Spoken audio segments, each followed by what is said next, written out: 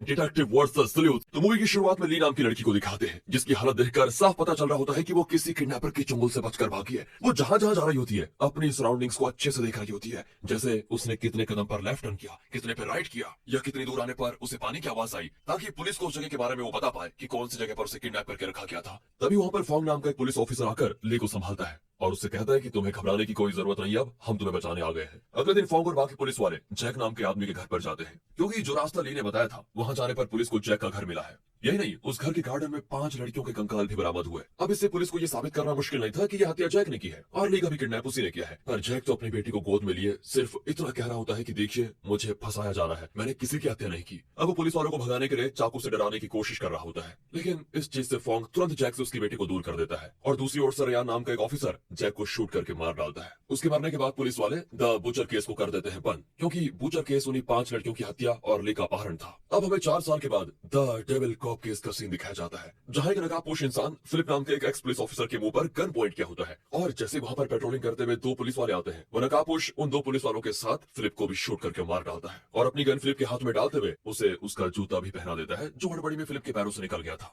अब ये नकाबपोश आदमी ये चीजें इसीलिए कर रहा है ताकि पुलिस को ऐसा लगे कि फिलिप ने ही उन दोनों को फायरिंग की है, और बदले में जब उन दोनों ने गोली चलाई होगी तो फिलिप भी मारा गया, वो दोनों भी मारे गए। यही है इस नकाबपोश वाले इंसान का प्लान। अब थोड़ी देर के बाद वहां पर पुलिस वाले आ जाते हैं, जिसमें रेयान भी शामिल होता है। जैसे वो यहाँ पर फिलिप के हाथ में गन देखते हैं, वो समझ जाते हैं कि उन दोनों पेट्रोलिंग करते हुए पुलिस वालों ने ही इसको मारा होगा, क्योंकि फिलिप के खिलाफ पहले से एक अरेस्ट वारंट निकला था, क्योंकि उसने एक जगह पर चोरी की थी, और जब पुलिस ने उसे रोकने की कोशिश की तो उसने एक पुलिस वाले को शूट करके मार दिया था। अब इन सारी चीजों को नोट करके पुलिस वाले इस केस के बारे में मीडिया में कह देते हैं कि फिलिप ने उन दोनों पुलिस वालों को मारा और बचाव में उन पुलिस वालों ने गोली चलाई और फिलिप भी मर गया। अब जैसे पुलिस वाले डेविल कॉप केस को बंद करने वाले होते हैं, तभी वहां पर स्टुअर्ट नाम का एक डिटेक्टिव आ जाता है, जो कि ऑफिसर पर बंदूक रखकर सभी से कहता है कि उन दोनों पुलिस वालों को फिलिप ने नहीं मारा, वहां कोई चौथा इंसान मौजूद था जिसने उनकी हत्या की है। लेकिन कोई भी स्टुअर्ट की बात पर भरोसा नहीं करता, क्योंकि सारे लोगों का मानना है कि स्टुअर्ट एक पागल इंसान है, क्योंकि जब से उसकी पत्नी ने खुद की जान ली है तब से उसका दिमागी संतुलन जरा बिगड़ गया है। लेकिन तब भी स्टुअर्ट सभी को यह यकीन दिलाने की कोशिश करता है कि वहां पर कोई चौथा इंसान जरूर था। वो ये भी कहता है कि फिलिप के साथ जैक को भी फंसाया गया था, और मुझे रेयान पर शक है, क्योंकि इन दोनों केस का इंचार्ज वही था। तभी रेयान स्टुअर्ट के हाथ में गन देखकर उसके कंधे पर शूट कर देता है और वो घायल हो जाता है। ये सारी चीजें दूर खड़ी होकर स्टुअर्ट की बेटी क्रिस्टीन देख रही होती है। उसको ये देखकर काफी दुख होता है कि उसके पिता को लोग पागल समझते हैं। अब मूवी 17 साल आगे के समय पर जाती है, जहाँ किसी गैंग के लोगों ने 3 आदमियों को चैन से बांध कर रखा होता है, जिसके बाद वो सभी तीनों के ऊपर पेट्रोल छिड़ककर उन्हें आग के हवाले करके चले जाते हैं। अगली सुबह मौके वारदात पर पुलिस पहुंचती है। जांच पड़ताल करने में पता चलता है कि 3 लोगों को यहाँ पर जलाया गया था। वो तीनों एक बिजनेसमैन के भाई थे। कुछ सालों पहले किसी ने उस बिजनेसमैन को उसके परिवार के साथ मार दिया था, और उसके मरने के बाद उसका बिजनेस इन तीनों को बांट दिया गया। अब पुलिस को शक होता है कि बिजनेसमैन और उसके परिवार को मारने वाले वही 3 भाई रहे होंगे, लेकिन सबूत न होने पर उन्हें पकड़ा नहीं गया, और आज कुछ अनजान लोगों ने इन्हें मार दिया है। तभी रेयान को जमीन पर चोजन स्लूथ लिखा हुआ दिखाई देता है, क्योंकि वो सारे गैंग मेंबर्स खुद को चोजन स्लूथ मानते थे। दरअसल स्लूथ ऐसे लोगों को कहा जाता है जो किसी केस पर कड़ी नजर रखते हैं और क्रिमिनल का पीछा करके उसके खिलाफ सबूत इकट्ठा करते हैं। साथ ही पुलिस वालों को वहां पर अगला केस का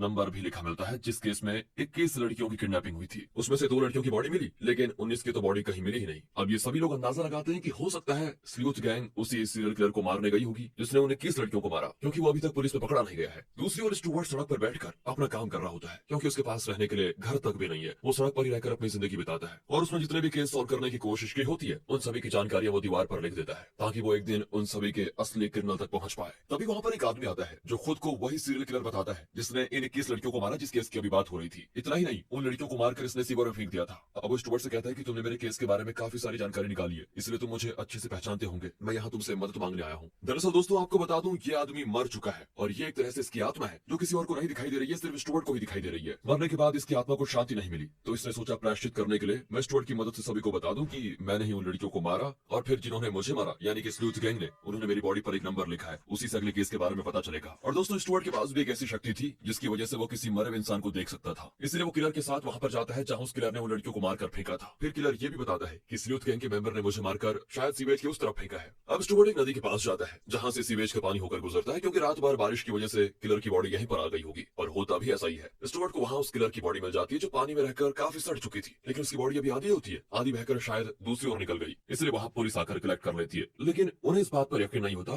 कि स्टुअर्ट को उस किलर ने ये सारी चीजें बताई कि उसकी बॉडी यहाँ पर है। तब स्टुअर्ट सभी को यकीन दिलाने के लिए वहां कूद पड़ता है ताकि किलर की आधी बॉडी वो निकाल पाए। अब जैसे ही वो अंदर जाता है, अंदर बने जाले पर उसकी बॉडी फंसी होती है। फिर क्या था, स्टुअर्ट उसको निकाल कर ला देता है। इसके बाद वो सभी से कहता है कि स्लूथ गैंग अब अपना अगला शिकार करने के लिए 3 लोगों को मारने वाले हैं, जिन्होंने एक परिवार के घर पर कब्जा करने के लिए उनकी जान ले ली थी। मुझे तुरंत वहां जाना होगा। अब ये सुनकर पुलिस भी उसके साथ जाती है, जिनमें ली भी शामिल होती है, जो कि खुद अब एक पुलिस ऑफिसर बन चुकी है और उसने फॉन्ग से शादी भी कर ली है, जिसने उसको उस समय बचाया था। अब कुछ टाइम के बाद पुलिस वाले स्टुअर्ट की बताई जगह पर पहुंच जाते हैं। तभी उनकी गाड़ियों पर उन 3 लोगों की बॉडी आकर गिर जाती है, जिसके बारे में स्टुअर्ट ने अभी बताया था। इसलिए सारे पुलिस वाले बिल्डिंग के अंदर घुस जाते हैं, क्योंकि अभी तक स्लूथ गैंग के लोग उसी बिल्डिंग में मौजूद होंगे। तब दोनों ओर से फायरिंग शुरू हो जाती है और ये फायरिंग काफी देर तक चलती है, जिसमें कुछ गैंग के लोग मारे जाते हैं तो कुछ पुलिस वाले। पर जैसे एक मेंबर स्टुअर्ट को शूट करने वाला होता है, तभी गैंग की एक लड़की उसका हाथ दूर कर देती है। अब ये देखकर तो स्टुअर्ट और ली दोनों हैरान रह जाते हैं कि आखिर उसने स्टुअर्ट को बचाया क्यों। इसके बाद स्लूथ गैंग के लोग वहां से निकल जाते हैं, जहां रास्ते में वो लड़की अपने साथी से कहती है, आखिर तुम स्टुअर्ट को क्यों मारने वाले थे? वो असली स्लूथ है, अगर वो मर गया तो तुम कभी भी असली क्रिमिनल तक नहीं पहुंच पाओगे। वो असली क्रिमिनल की जानकारी निकालता है और हम उन क्रिमिनल को मारकर विक्टिम के घर वालों को इंसाफ दिलाते हैं, जो पुलिस कभी नहीं दिला पाती, क्योंकि पुलिस पर स्टुअर्ट को जरा भी भरोसा नहीं है और जिसके बारे में भी स्टुअर्ट कहता है वही असली क्रिमिनल होता है। अब स्टुअर्ट के पास बेल्डी और इग्वेन नाम का एक कपल आता है। वो स्टुअर्ट से कहते हैं कि स्लूथ गैंग अब हमारे पीछे है, क्योंकि हमने एक इंसान को मारने के बाद उसका सूप बनाकर लोगों को पिला दिया था। वो दोनों स्टुअर्ट से उन्हें बचाने की भीख मांग रहे होते हैं। अब ये देखकर स्टुअर्ट भी परेशान है कि अब करे तो करे क्या, वो अकेले तो उन्हें बचा नहीं पाएगा। अगले दिन पुलिस वाले स्टुअर्ट के सड़क पर बने जो ठिकाना है उस पर छापा मारते हैं, जहां से उन्हें पता चलता है कि स्लूथ गैंग जिससे भी मारती है उनका सॉल्व केस तो स्टुअर्ट यहाँ पर लिख रहा होता है और जिसको भी वो क्रिमिनल बताता है वही लोग मारे जा रहे हैं। ये देखकर उन्हें स्टुअर्ट पर भी शक होने लग जाता है कि कहीं हो ना हो ये भी उस स्लूथ गैंग का एक मेंबर हो, और हो सकता है लीडर भी। दूसरी ओर इग्वेन के पास स्लूथ गैंग के मेंबर आकर उसे मार डालते हैं, तो वही स्टुअर्ट ली के साथ उस बस में सवार हो जाता है जिसमें अभी बेल्डी बैठा है और उसी के अंदर स्लूथ गैंग के लोग भी मौजूद होते हैं। साथ ही ली ने वहां पुलिस वालों को भी बुला दिया होता है, इसलिए वो भी उस बस के अंदर सवार हो जाते हैं। अब ये देखकर स्लूथ गैंग के लोग बेल्डी पर जैसे ही हमला करते हैं, पुलिस और स्लूथ गैंग के बीच दोबारा से मुठभेड़ शुरू हो जाती है। तब स्टुअर्ट को दोबारा वो लड़की दिखाई देती है जिसने पिछली बार उसे बचाया था, और जब वो उसे बिना नकाब के देखता है तो स्टुअर्ट को पता चलता है कि वो कोई और नहीं बल्कि उसकी बेटी क्रिस्टीन है। और ये देखकर स्टुअर्ट भी हैरान था, जिसके बाद सारे गैंग मेंबर्स बेल्डी को आग के हवाले करके उसका भी सूप बना देते हैं, यानी कि जैसी करनी वैसी भरनी। इधर रेयान और बाकी इग्वेन की बॉडी के पास आते हैं, लेकिन तभी कुछ पुलिस वाले रेयान को पकड़ लेते हैं, और ये पुलिस वाले असल में स्लूथ गैंग के मेंबर्स ही होते हैं, जो कि पुलिस में खबरी बनकर काम कर रहे थे। ये लोग कोई और नहीं बल्कि बुचर केस वाले जैक की बेटी और डेविल कॉप केस में मरने वाले फिलिप का बेटा होता है। ये लोग स्लूथ गैंग में इसलिए शामिल हुए ताकि अपने पिता को इंसाफ दिला पाए, क्योंकि क्रिमिनल न होते हुए भी पुलिस ने उन्हें क्रिमिनल मान लिया था, और अभी उन्होंने स्टुअर्ट के शक के आधार पर ही रियान को पकड़ा है, क्योंकि रियान ही दोनों केस का इंचार्ज था। उसने ही दोनों के पिता को फंसाया, इसलिए उनका अगला शिकार रियान है, और उसके मरने के बाद ही बुचर और डेविल कॉप केस सॉल्व हो जाएगा। इधर स्लूथ गैंग के लोग भाग निकलते हैं, लेकिन बस पर बुचर और डेविल कॉप केस का नंबर लिख कर जाते हैं, ये बताने के लिए कि अगला शिकार रियान है। अगले सीन में ली की सीनियर उससे कहती है कि स्लूथ गैंग के रियान पर शक होने के बाद हमने उसके घर की तलाशी ली, जहां से हमको कई सारी लड़कियों की आईडी और कपड़े भी मिले। ये सारी वही लड़कियां हैं जो बुचर केस में किडनैप हुई थी। इसका मतलब साफ है कि जैक नहीं बल्कि रियान ही असली बुचर है। साथ ही उनमें ली तुम्हारी भी आईडी है, और ये देखकर वो हैरान रह जाती है कि जिस पर उसने भरोसा किया, अपना सीनियर माना, उसने ही उसका किडनैप किया था। इधर स्टुअर्ट को उसकी बेटी दिखाई देने लग जाती है। स्टुअर्ट उससे पूछता है कि आखिर तुमने स्लूथ गैंग क्यों बनाया, जिस पर क्रिस्टियन कहती है कि मैं ये नहीं देख सकती कि दुनिया आपको गलत कहे जबकि आप हमेशा सही होते हैं। अब स्टुअर्ट उसे समझाता है कि तुम लोगों ने रियान को पकड़कर बहुत बड़ी गलती कर दी है, वो असली क्रिमिनल नहीं है, मुझे तो उस पर बस शक था, मुझे कैसे भी करके उसे बचाना होगा। और ये चल क्या रहा है यार। तभी पुलिस डिपार्टमेंट का सिस्टम स्लूथ गैंग के लोग हैक कर लेते हैं, और उनके स्क्रीन पर रियान की वीडियो चलने लग जाती है, जिसमें वो कहता है कि मैं ही असली बुचर केस का क्रिमिनल हूँ, मेरी वजह से फ्लिप मारा गया था, इसलिए मुझे सजा होनी चाहिए। अब ये देखकर तो सारे पुलिस डिपार्टमेंट के लोग हैरान हो जाते हैं कि आखिर रियान है कहाँ, और अगर उसने गुनाह किया है तो सजा देने का हक कानून का है, ना कि स्लूथ गैंग का। तो दोस्तों आपको क्या लगता है, रियान असली क्रिमिनल है या नहीं, या फिर उससे जबरदस्ती वीडियो बनाया गया है? अब ये देखकर ली तुरंत रियान को ढूंढने निकलती है, लेकिन फॉन्ग उसको रोककर कहता है कि तुम हमारे बच्चे की माँ बनने वाली हो, तुम्हें घर जाकर आराम करना चाहिए। इसलिए वो उसके जूते की खुली लेस को बांधकर उसे घर जाने के लिए कह देता है। लेकिन जैसे वो गाड़ी में बैठती है, वहाँ स्टुअर्ट आकर उससे कहता है कि हमें रियान को बचाना होगा, तुम मुझ पर भरोसा कर सकती हो, रियान असली क्रिमिनल नहीं है।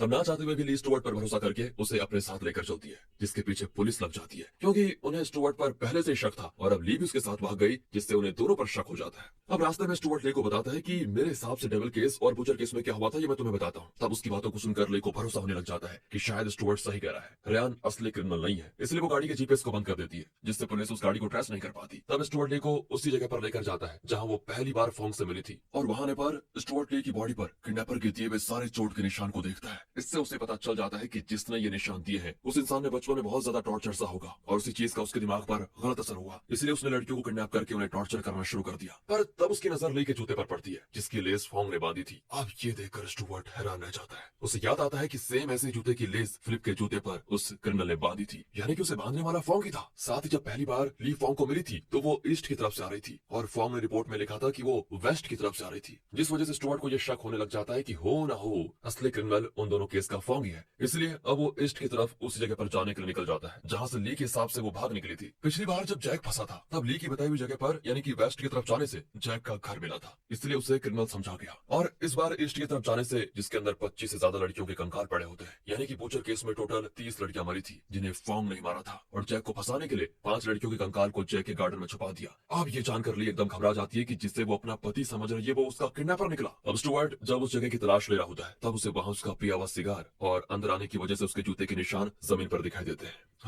ये देखकर स्टुअर्ट को फोंग का असली प्लान समझ में आता है कि जितना स्टुअर्ट फोंग को बेवकूफ समझ रहा था वो उतना ही शातिर निकला। उसने जानबूझकर ली के जूते बांधे ताकि स्टुअर्ट को शक हो और वो यहाँ पर आ जाए, जिस वजह से फोंग का सारा आरोप स्टुअर्ट पर लग जाएगा, क्योंकि स्टुअर्ट पर तो पुलिस को पहले से ही शक है। अब ये जानकर स्टुअर्ट भी जरा घबरा जाता है कि अब वो क्या करे, लेकिन सबसे पहले उसे रियान को बचाना था। तब उसे ली की गाड़ी, जो कि असल में फोंग की गाड़ी थी, उसके लोकेशन में काफी सारे प्लेस मार्क दिखाई देते हैं और सबसे लेटेस्ट लोकेशन एक पोर्ट का होता है। इसलिए स्टुअर्ट और ली वहां से निकल जाते हैं कि हो ना हो रियान वही पोर्ट पर होगा। साथ ही जीपीएस के चालू होने से पुलिस को फिर मालूम पड़ जाता है कि ये लोग कहाँ जा रहे हैं, इसलिए वो भी पोर्ट के लिए निकल जाते हैं। दूसरी ओर पोर्ट पर स्लूथ गैंग के लोग 2 हिस्सों में बंट जाते हैं, क्योंकि क्रिस्टियन का कहना था कि उसके पिता ने रियान पर सिर्फ शक किया था, हो सकता है कि वो असली क्रिमिनल ना हो, लेकिन बाकी के लोग उसे ही असली क्रिमिनल मान रहे थे। तभी वहां पर स्टुअर्ट और ली आकर रियान को बचाने की कोशिश करते हैं। अब ये देखकर सारे गैंग मेंबर्स स्टुअर्ट और रियान पर फायरिंग शुरू कर देते हैं, लेकिन तब स्टुअर्ट जैसे तैसे रियान को आजाद कर लेता है और फिर वो ली और क्रिस्टियन के साथ खुद को एक जगह बंद कर देता है ताकि वो गैंग के मेंबर से बच पाए, क्योंकि अब वो सभी इन तीनों के पीछे पड़ चुके थे। तभी ली के पेट में दर्द शुरू हो जाता है क्योंकि डिलीवरी का समय आ चुका था, इसलिए क्रिस्टियन ली की डिलीवरी करने की कोशिश करती है। साथ ही वो स्टुअर्ट को ये भी बताती है कि हमारी स्लूथ गैंग का लीडर कोई और नहीं बल्कि फोंग ही है। वो कहती है कि फोंग ने ही स्लूथ गैंग को बनाया। आगे दिखाते हैं तो वही पुलिस वालों और स्लूथ गैंग के बीच फायरिंग हो रही होती है, लेकिन फोंग अपने पुलिस साथियों को मारने लग जाता है और स्लूथ गैंग के लोगों से कहता है कि आज हम किसी को नहीं छोड़ेंगे,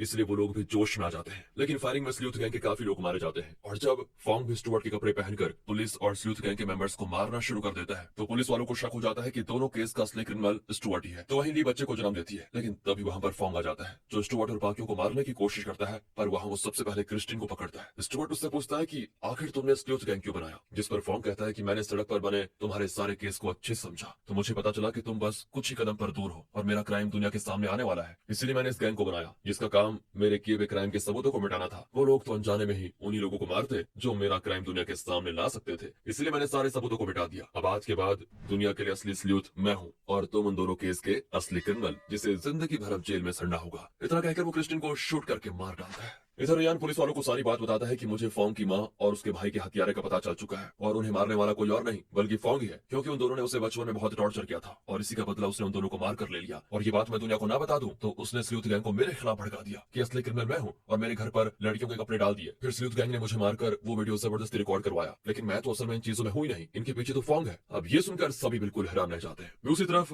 ली फोंग के पास आती है और उसकी सच्चाई जानने के बाद स्टुअर्ट और अपने बच्चे को बचाने के लिए वो फोंग को अपने हाथों से शूट करके मार डालती है और उसका खेल खत्म। अब कुछ दिनों के बाद स्टुअर्ट को दोबारा से पुलिस डिपार्टमेंट में पूरी रिस्पेक्ट के साथ उसकी डिटेक्टिव वाली पोस्ट वापस मिल जाती है। ये देखकर स्टुअर्ट भी खुश हो जाता है और इसी थ्रिलिंग के साथ दोस्तों ये मूवी होती है खत्म। बाकी अगर आपको एक्सप्लेनेशन अच्छा लगा हो, स्टोरी अच्छी लगी हो तो लाइक कीजिए, चैनल को सब्सक्राइब। मिलते हैं अगली वीडियो में, तब तक के लिए गुड बाय।